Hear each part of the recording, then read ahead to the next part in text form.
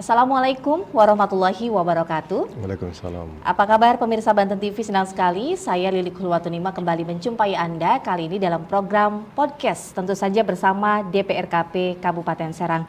Pemirsa, pemerintah Kabupaten Serang memberikan perhatian serius terhadap program Rumah Tidak Layak Huni atau kita sebut Rutilahu sebagai salah satu langkah strategis dalam meningkatkan kesejahteraan masyarakat di Kabupaten Serang.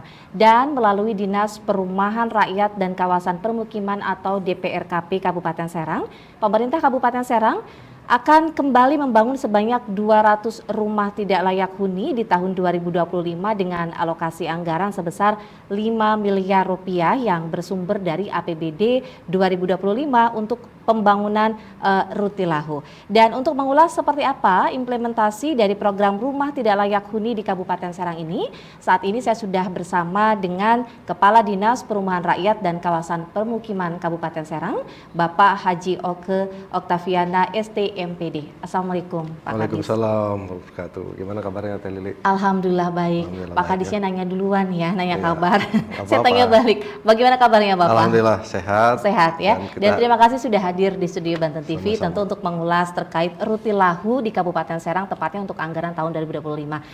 Sebelum berbincang-bincang ke arah sana, saya ingin mungkin Bapak menjelaskan terkait implementasi dari Rutilahu di Kabupaten Serang di tahun 2025 ini, tahapan apa saja yang sedang berlangsung Pak? Ya.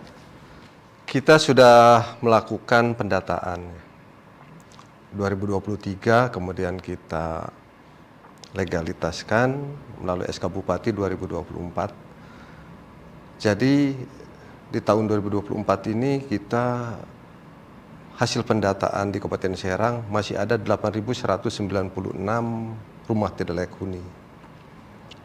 Nah, dari 8.196 ini jumlah yang memang tidak sedikit, gitu, cukup besar.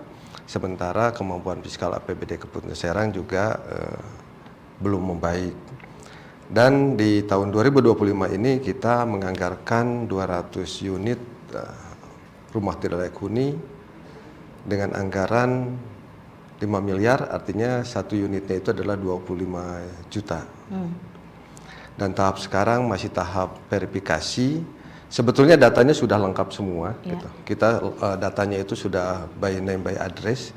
Tetapi karena jumlahnya 8.196, sementara kemampuan APBD-nya cuma 200, berarti kita harus mencari mana prioritas yang harus kita lakukan pembangunan. Nah itu kita menerima berbagai masukan atau usulan-usulan baik dari kepala desa maupun masyarakat, termasuk juga anggota dewan dari daerah pemilihannya.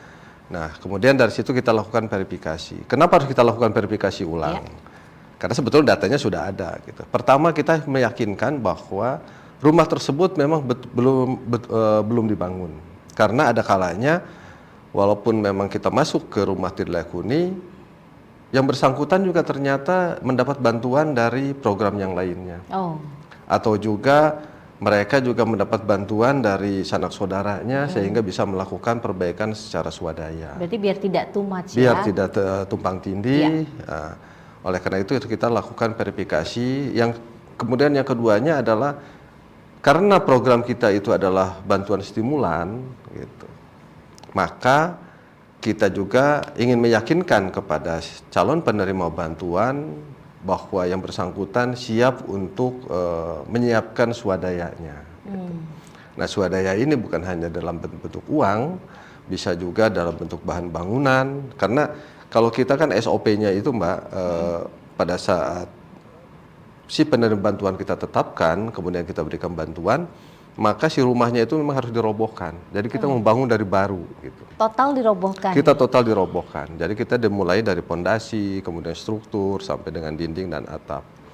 Seperti itu. Nah ini bahan-bahan bangunan dari rumah yang lamanya itu apabila memang kondisinya masih baik, itu bisa digunakan. Digunakan kembali? Bisa digunakan kembali. Nah itu adalah salah satu swadayanya. Gitu. Kemudian juga mungkin ada anaknya atau sanak saudaranya yang bisa membantu melakukan pembangunannya. Gitu. Artinya di situ ada tenaga kerja. Nah Kalau memang saudaranya atau anaknya mungkin itu tidak dibayar. Nah itu juga masuk kepada swadayanya. Ya syukur-syukur mereka punya sedikit simpanan yang bisa membantu material-material memang yang dibutuhkan untuk tambahan-tambahannya. Nah itu kita juga harus memastikan bahwa yang bersangkutan siap untuk menyiapkan swadaya. Oke, dari data 8.000-an rutilahu, bagaimana proses pendataannya? Apakah ada rentang waktu misalnya berapa tahun sekali pendataan rutilahu itu, Pak? Ya, yang kemarin kita lakukan itu sebenarnya kita 2 tahap, Mbak. 2022 itu 15 kecamatan dan 2023 itu 14 kecamatan. Nah, pasti namanya rumah tidak huni ini dia statis, Mbak.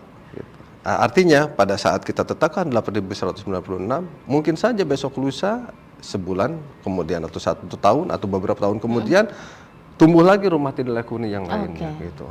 Karena apa? Mungkin karena pertama rumah tadinya layak huni karena memang keterbatasan ekonomi sehingga ada yang bocor tidak bisa diperbaiki, yang lain-lain akhirnya menjadi tidak layak huni.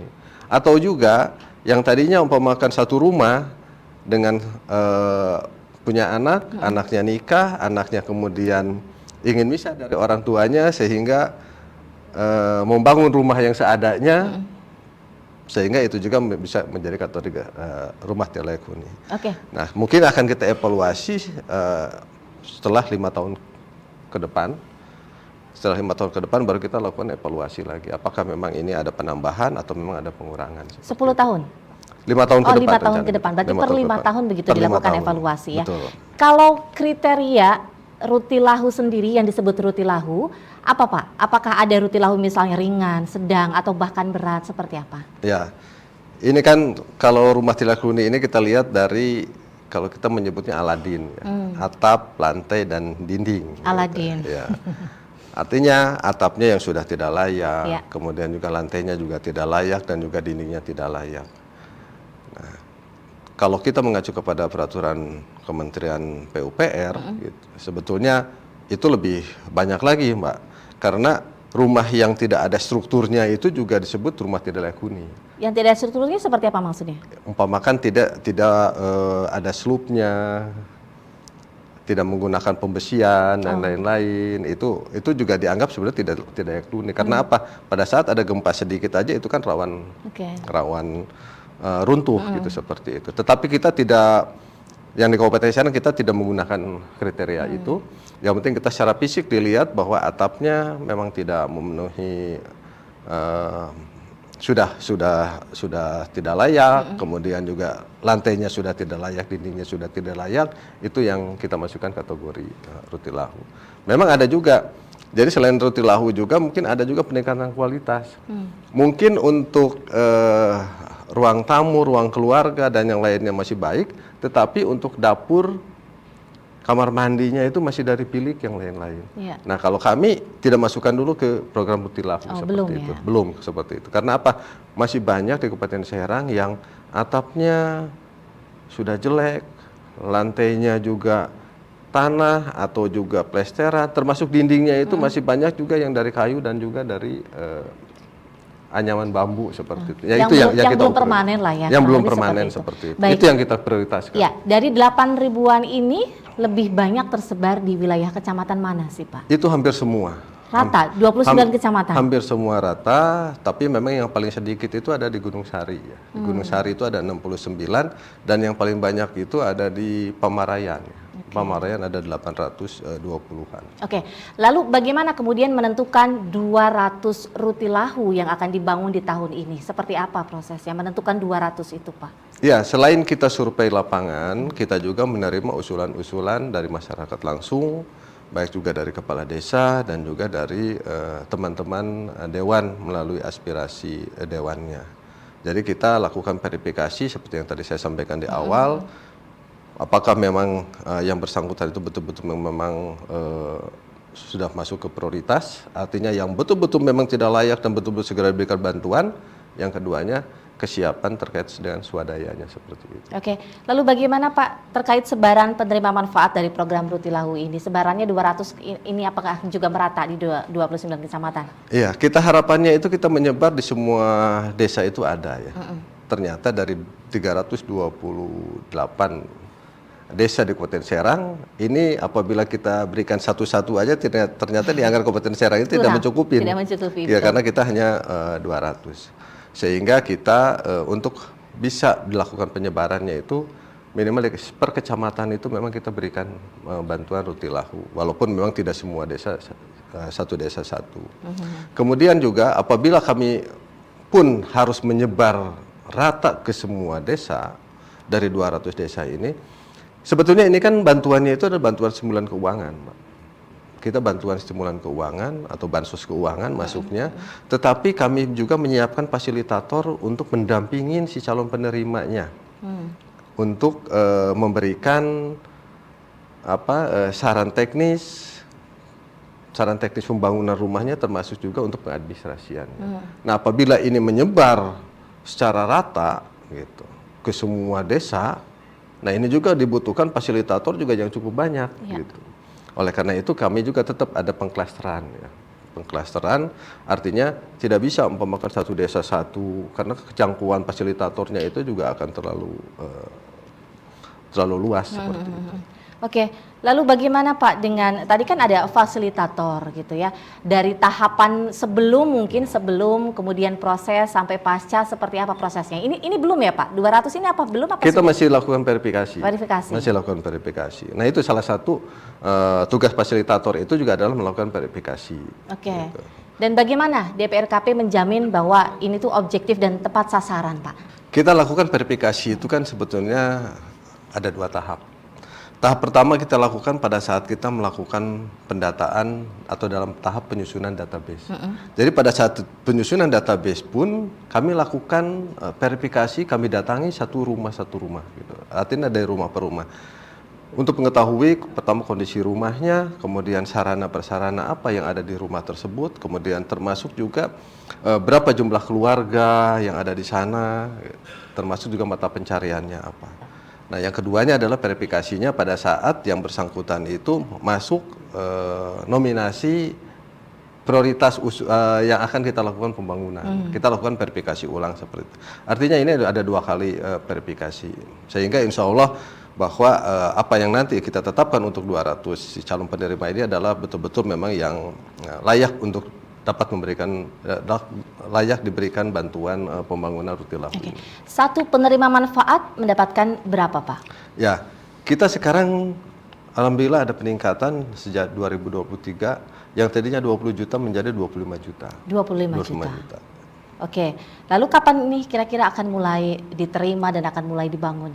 Ya, target kita ini selesai verifikasi di akhir bulan Juni ini, kemudian juga di minggu pertama bulan Juli itu kita lakukan sosialisasi gitu, karena kita harus berikan sosialisasi kepada masyarakat, juga kepada masyarakat sekitar, termasuk juga kepala desa dan kecamatannya, untuk karena ini adalah program bantuan stimulan, sehingga kita harapkan masyarakat sekitar, termasuk juga kepala desa dan pak camatnya juga bisa bahu-membahu untuk bisa mengunggah hati masyarakat yang lainnya untuk bisa membantu si calon penerima ini untuk sehingga pelaksanaan rumah tidak layak bisa berjalan dengan baik seperti itu. Dan di minggu kedua mungkin nanti pelaksanaannya seperti itu, Mbak. Kalau luas rumah atau model bangunan itu apakah diserahkan kepada pemilik atau seperti apa? Kita itu yang kita tetapkan adalah tipe 36. Tipe 36. Tipe 36. Tipe 36 itu berapa kamar tidur ya Pak? 2 kamar tidur kita. Dengan kamar mandi tentu saja ya? Iya. Oke, tipe 36 dengan luas? Kalau tipe 36 berarti luasnya 36 meter persegi. Bangunannya ya. Bangunannya ya, tipe 36. 36 luas bangunannya. Baik. Selama ini tantangan ataupun kendala yang mungkin dihadapi oleh DPRKP terutama dalam melakukan verifikasi apa Pak? Ya, kendalanya hanya itu aja sih, kesiapan daripada si calon penerima menyiapkan swadayanya. Makanya harapan besar kita dari program-program yang lainnya juga bisa memberikan bantuan. Ya, contoh seperti 2021-2022 itu ada dana DAK dari Kementerian PUPR yang mana polanya itu adalah cost sharing. Sehingga dari sana, dari Kementerian 20 juta, dari Pemda Kabupaten Serang juga harus 20 juta, sehingga swadaya dari penerimanya adalah 0. Nah, itu adalah nanti kita berikan kepada calon-calon penerima bantuan yang memang tidak bisa menyiapkan swadayanya. Atau juga alhamdulillah kita juga dibantu oleh Dinas Perkim Provinsi Banten, karena Dinas Provinsi Banten itu memberikan bantuannya terima kunci, Mbak. Jadi dibangunkan langsung oleh pemerintah Provinsi Banten, kemudian baru serah terima kunci. Artinya swadayanya juga itu 0. Nah itu juga yang kita carikan calon penerimanya yang betul-betul memang tidak punya kemampuan untuk menyiapkan swadayanya. Oke, sebenarnya kan tadi 8 ribuan lebih begitu Rutilahu, tapi tiap tahun khususnya tahun ini hanya 200 penerima manfaat saja. Bagaimana dengan ribuan Rutilahu yang lain, Pak? Ya, kemarin kita sudah diskusi dengan pimpinan yang baru dan alhamdulillah beliau sangat respon dan mudah-mudahan ke depan malah target 2026 itu beliau menginginkan minimalnya 1.000 unit dianggarkan di Kabupaten Serang. Per tahun? Per tahun. Karena sebelumnya kita juga pernah gitu. Di sebelum COVID, sebelum 2019 itu kita juga pernah mencapai 1.000 unit gitu. Dan kemarin kita sudah diskusi dengan Pak Wakil Bupati atas izin Ibu Bupati.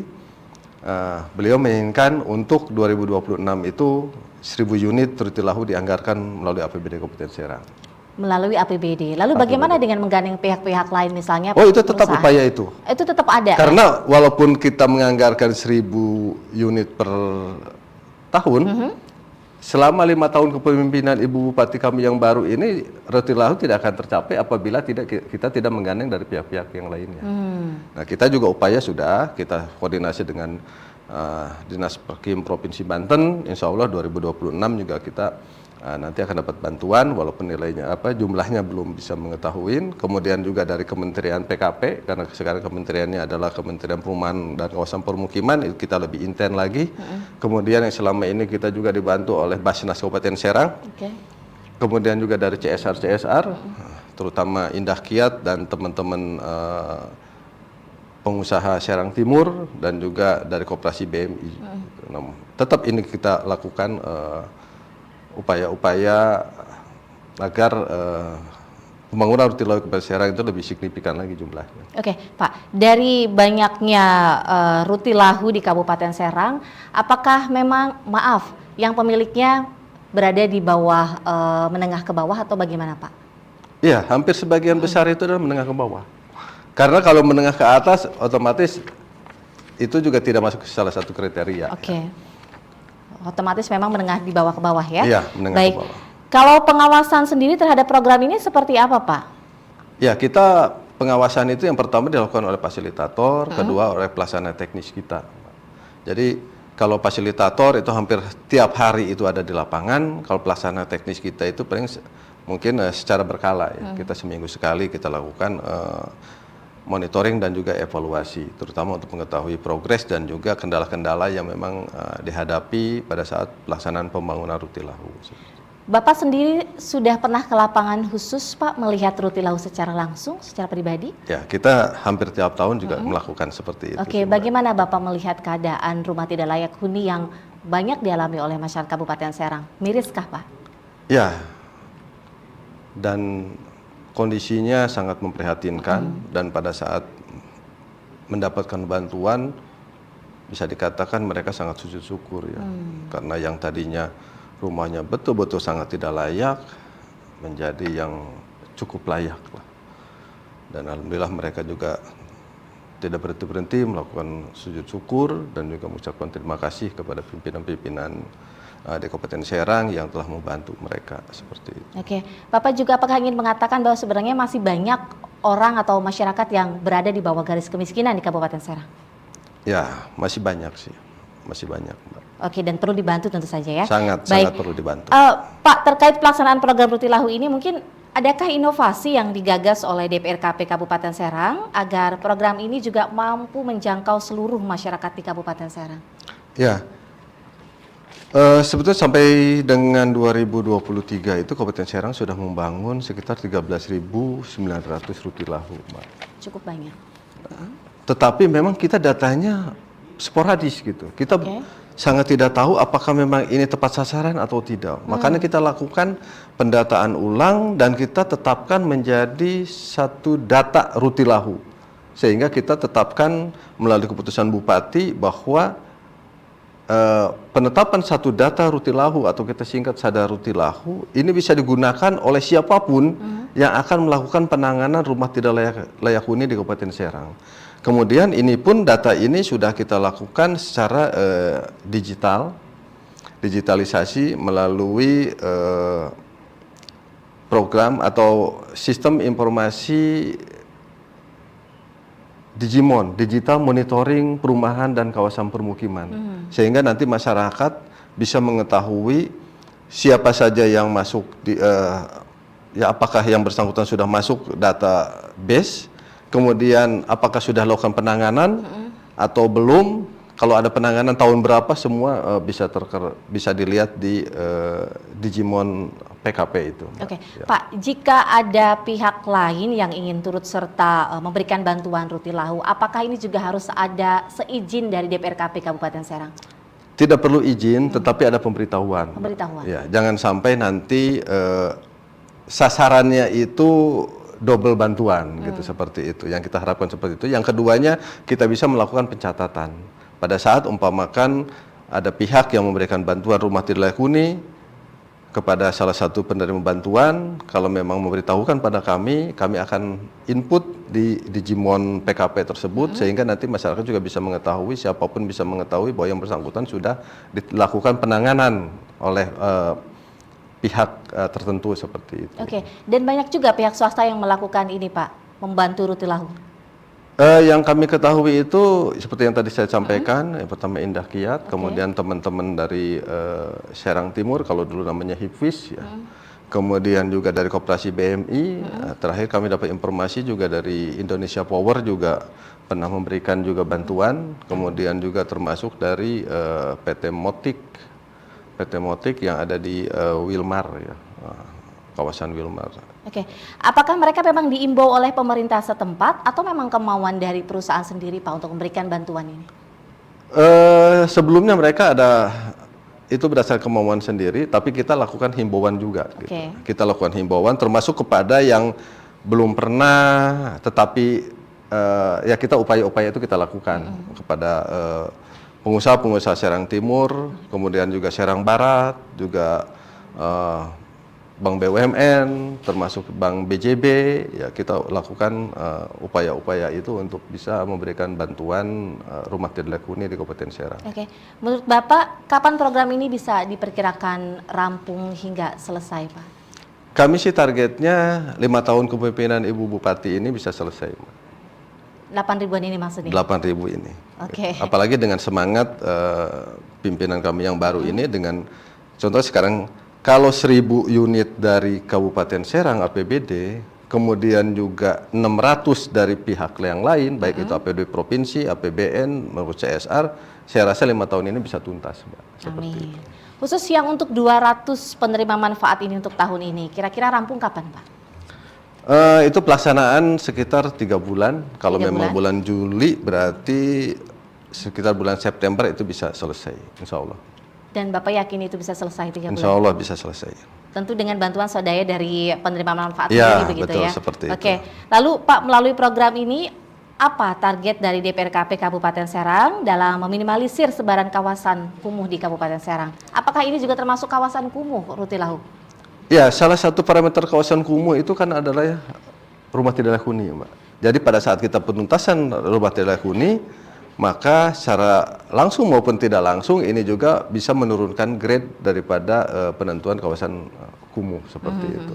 Jadi saya percaya dan saya yakin bahwa apabila rumah tidak layak huni Kabupaten Serang ini bisa dituntaskan, maka kawasan kumuh di Kabupaten Serang pun ini juga bisa tuntas. Oke. Lalu kemudian Pak, untuk menentukan program Rutilahu di tahun berikutnya, apakah juga tahun ini mulai dijalankan untuk mendata siapa penerima manfaat untuk tahun depan?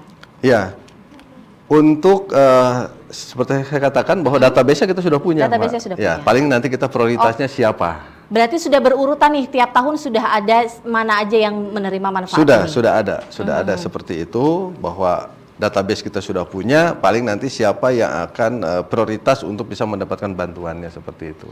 Oke, rata-rata mereka ini mata pencariannya apa sih Pak, penerima manfaat ini?